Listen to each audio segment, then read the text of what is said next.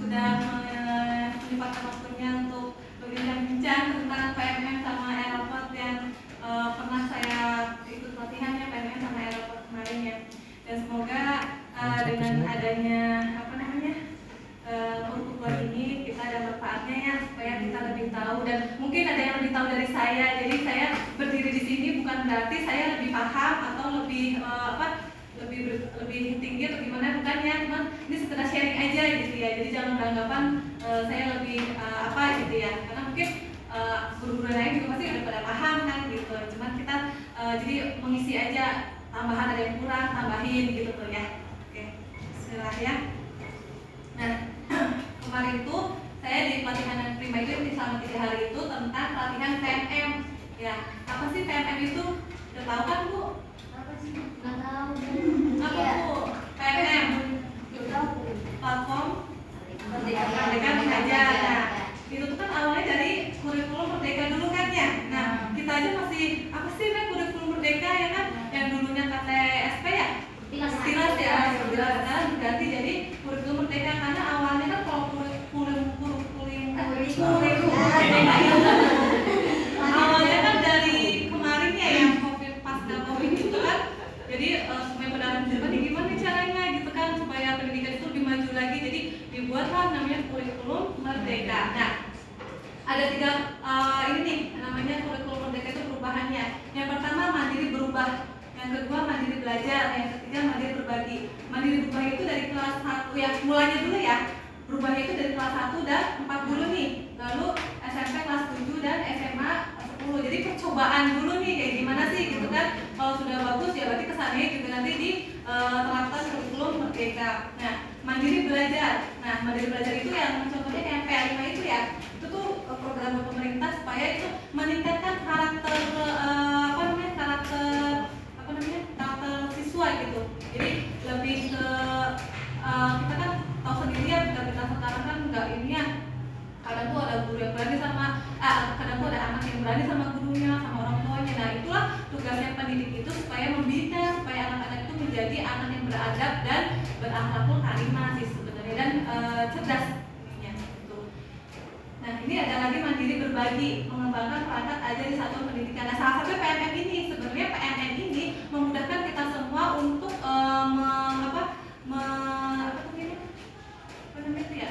menyiapkan perangkat ajar tuh. Kan kita bilang administrasi kan kita ribut ya, gimana sih, pusing segala macam gitu kan. Nah, dengan PMM ini kita merasa terbantu nih Bu. Ada perangkat ajarnya, terus cara mengajarnya gimana ke siswanya, terus bagaimana cara membuat media-media belajar yang menarik kayak gitu. Nah, pada intinya kurikulum Merdeka itu sebenarnya itu di kelasnya yang penting, yang paling utama itu di kelasnya. Bagaimana menciptakan pembelajaran yang asik dan menyenangkan. Jadi anak tuh Bu kapan pulang? Ini gimana sih, kayak bosen gitu ya. Itu tugas kita sebenarnya di kurikulum Merdeka itu. Gimana anak itu terpacu untuk belajar menyenangkan itu. Nah, ini keunggulan kurikulum Merdeka itu lebih sederhana dan mendalam. Nah, ada fase A dan fase E. Udah tahu semua ya? Fase A sampai E. Ya, fase A itu kan dari kelas 1 sampai kelas 2 ya. Fase B ya, fase C ya, fase D 1, 2, 3, 4, 5, 6, 7, 8, 9, dan fase E 10, 11, gitu ya. Berarti ada tahapan perkembangannya gitu kan. Nah, lebih merdeka, memilih pelajaran sesuai minat. Nah, sesuai minat, jadi kayak contohnya SBDP kan banyak tuh ya. Ada seni tari, seni rupa, seni apalagi musik kayak gitu kan. Anak itu boleh memilih. Nah, tapi kan kita kan sebagai guru kan nggak bisa kan menguasai ya. Tapi kan harusnya kalau kita sebagai guru gitu kan yang berkualitas, ya tertantang nih sebenarnya sih, kata saya merasa tertantang. Wah, kita harus bisa musik juga ya, seadanya. Kita harus juga cari media-media yang lain sebenarnya sih, tidak usah mencari guru lain. Jadi kita itu harus dikembangkan, ditingkatkan kualitas kitanya gitu. Jangan dulu kita gampang lah ada Pak Ade, jangan seperti itu. Jadi kitanya sendiri yang dimulai dulu gitu. Terus guru mengajar sesuai tahapan secara konkret, nyata. Sekolah berwenang mengembangkan tes diagnostik untuk melihat perkembangan kognitif dan karakter peserta didik. Jadi waktu saya pelatihan itu katanya sebelum sekolah itu menerima murid baru, nah itu tuh sebenarnya sekolah itu berwenang untuk mengetahui nih perkembangan kognitifnya anak sama karakternya anak. Seperti apa sih sebenarnya gitu kan?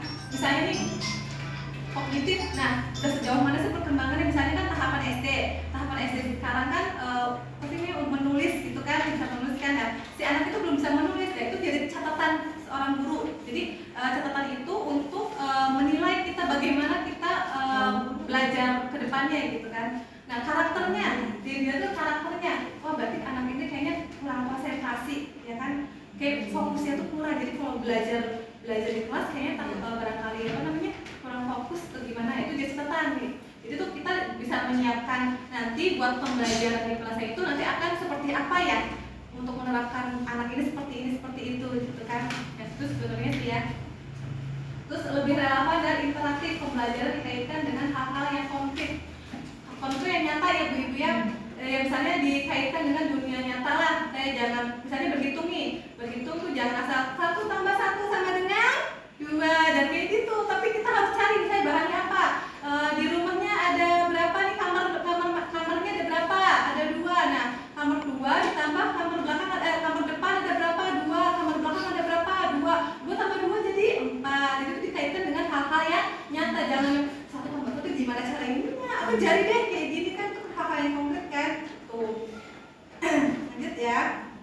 Nah, ini dukungan strategi Kemendikbudristek. Nah, Kemendikbud itu ada seri webinar, sudah seringnya Ibu Bapak barangkali yang kayak Bu Iin pernah ikutin ya seri webinar. Itu kan dari Kemendikbud juga kan ya. Terus pusat pelayanan bantuan. Jadi kalau kita butuh apa-apa bisa dari situ juga. Terus PMM. Nah, salah satunya PMM nih, nanti akan saya jelaskan nih. Yang itu termasuknya PMM itu yang didukung oleh Kemendikbud karena sangat berpengaruh, sangat luar biasa manfaatnya untuk guru gitu. Terus komunitas belajar, pernah dengar nggak komunitas belajar? Ya kan? Terus narasumber berbagi praktik baik kerjasama atau kemitraan pembangunan. Itu sih lain-lain lah. Karena saya intinya PMM-nya aja ya Bu Ibu. Nah, boleh bertanya dulu. Oh, Sebelum jauh. Iya. Sekarang kita mau nyanyi dulu nih biar refresh dulu nih. Dia nyanyi dulu nih. Mau pertanyaan dulu, gimana? Nyanyi dulu aja biar Oke. Nah, salah satunya yang punya profil pelajar Pancasila. Nah, inilah salah satunya yang jadi keunggulannya kurikulum Merdeka yang ada pelajar Pancasila kan yang beriman dan bertakwa pada Tuhan, berakhlakul karimah, berbinekaan global, gotong royong mandiri, kreatif dan bernalar kritis. Jadi tugas yang Ibu itu adalah menciptakan pembelajaran yang ada kaitannya sama ini semua. Tapi yang asik dan menyenangkan tidak ada gitu kan. Tapi tadi main kan gak enak ya kesan itu kan, kalau kita ketemu orang juga kalau main aja kan gak enak kan. Sama aja di kelas juga, yang penting pembelajaran itu yang menyenangkan gitu. Walaupun hati kita lagi banyak masalah nih, tapi buang dulu gitu kan. Seperti Nabi Muhammad kan, iya seperti Nabi Muhammad kan kalau sama orang lain kan kita harus selalu senyum walaupun sebenarnya banyak masalah gitu ya. Yuk kita ini ya semuanya. Lagunya gini nih lagunya. Dengarkan dulu lagunya ya. Budian pernah dengar kan?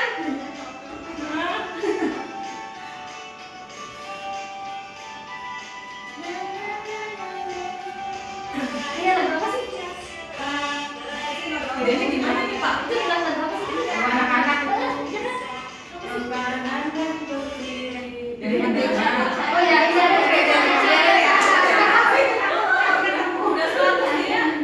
Udah 100 dia. Mandiri, kreatif dan berbuat kritis, sila beriman dan bertakwa pada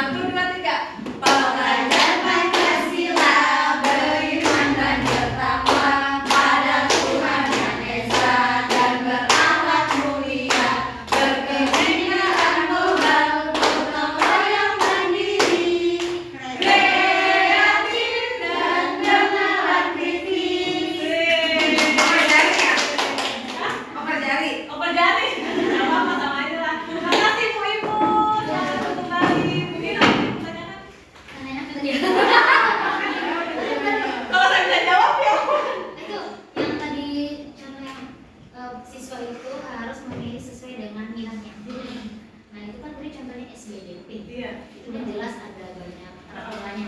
Gimana kalau bisa dengan pelajaran yang lain? Nah, itu juga jadi pertimbangan dari Dijawab dulu, topiknya ini.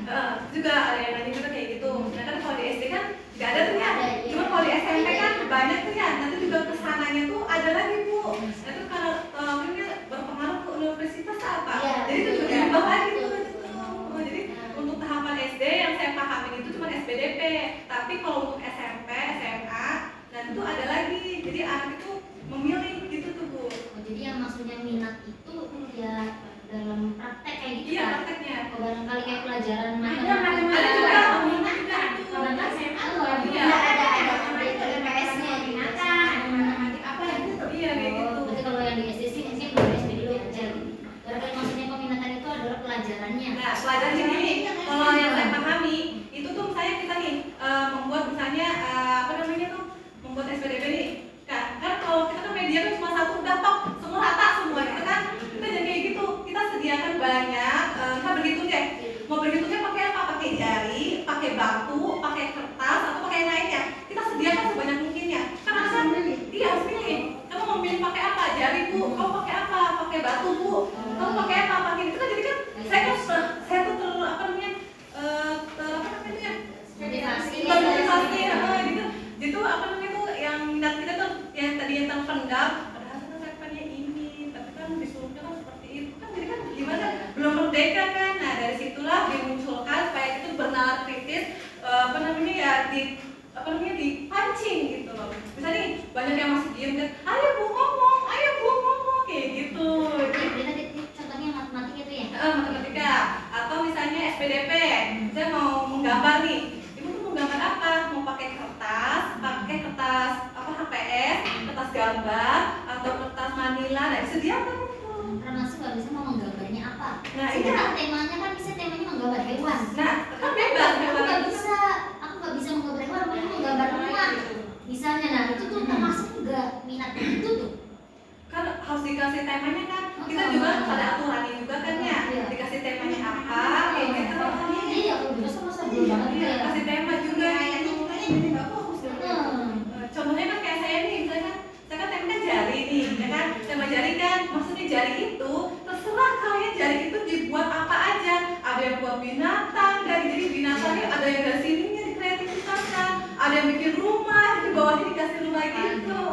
Jadi iya, jadi ada temanya, mereka berkreasi sendiri, jadi bebas. Oh iya, saya bisa mengeksplor. Intinya mah anak-anak itu dipancing biar berkreasi,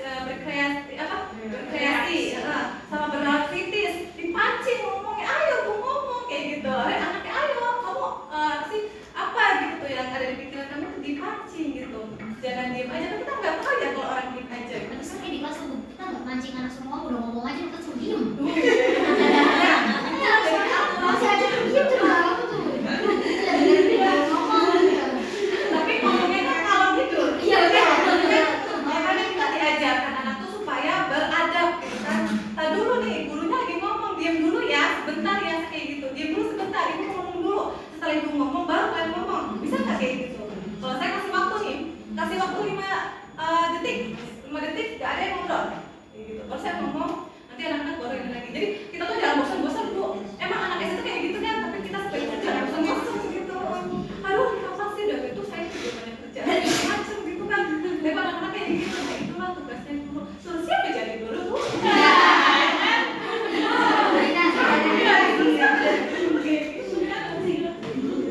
Satu lagi Bu, nah kan waktu itu kan pernah ya rapat tuh di rumusin kan yang SPDP itu nanti katanya harus memilih. Tapi dari simpulan yang rapat itu sebenarnya memilih itu gurunya bukan anaknya. Tapi tadi yang ibu sampaikan kan yang memilih itu anaknya. Iya. Tapi yang waktu itu beliau bilang itu kayak kesannya tuh yang memilih itu gurunya sampai beliau sudah menentukan nanti di rumah aja. Iya. Nah itu gimana tuh? Nah itu dia harusnya sih harusnya kata saya sih ya anak-anak bebas memilih gitu kan. Sama aja kan teater gitu ya. Kamu memilih musik atau menari kan? Atau mau memilih apa sih namanya kreativitas yang gambar-gambar itu kan terserah kan maka dibebaskan. Seharusnya kalau kata saya, menurut saya ya anak-anak bebas memilih apa aja kan itu juga apa namanya soal-soal yang SPD itu kan banyak ya. Maka musik kan mereka terserah memilih yang mana kan gitu. Jadi gurunya itu meningkatkan kualitas diri kita dong, dirinya gitu kan terpancing, terpacu, tantangan buat kita jangan tadi aja kayak gitu kan. Jadi untuk tahun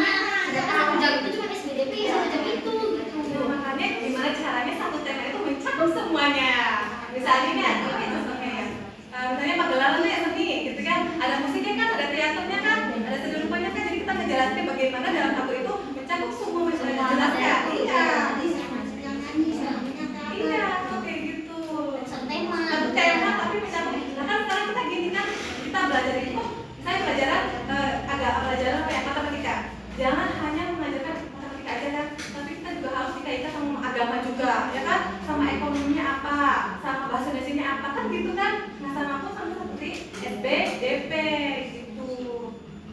Kalau misalnya kita lagi bingung, makanya komunikasikan sama rekan guru, kita saling menguatkan. Kita nggak tahu nih, jangan diem aja gitu. Kita nggak bisa, coba tanya sama guru yang bisa. Kalau kayak itu kan, Ustaz nggak bisa ya. Saya tanya ke siapa ya? Pak Sahrul, siapa ya? Siapa lagi ke kurikulum, ke kepala sekolah, ke rekan apa? Rekan Jawa, kayak gitu kan? Kayak gitu. Yang penting kita juga harus, ya pokoknya intinya komunikasi ya. Sebenarnya sih semua itu intinya padahal sih komunikasi. Gitu. Gimana Bu? Udah.